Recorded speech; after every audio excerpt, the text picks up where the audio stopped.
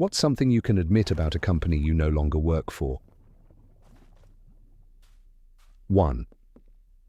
Nursing homes are always understaffed and overworked. The worst one I ever saw was 3 caregivers to 72 residents. That's 3 people who are responsible for feeding, toileting and showering 72 people every day. Mistakes and abuse are incredibly common due to the sheer burnout that is rampant.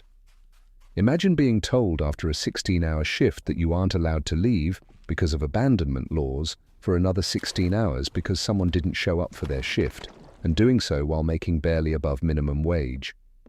2. I don't know the specifics, the laws and such, but the manager of the Amazon warehouse I was at wasn't allowed to tell workers they couldn't use the fans or AC in these 100-degree-plus environments, but somehow he was allowed to shut off the fans and AC whenever he wanted, so this guy would spend the entire day most days following around anyone who would turn them on and personally turn them back off immediately. He was later fired on paper for telling people they couldn't use the fans and AC, but really it was because the new district head just didn't like him. Amazon had absolutely no problems with the guy shutting fans off. People had been sending in complaints about it for years, but never had a word back about it. 3.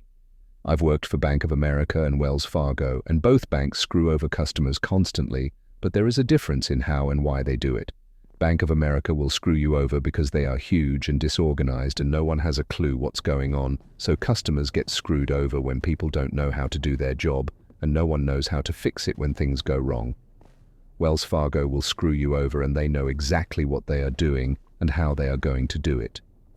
They will intentionally design a process to take too long, forcing the customer to pay additional fees. 4. I worked for a candy company that makes chocolate-coated pretzels and turtles for over 5 years. By the time I left, I wouldn't eat the candy even when they were giving it away.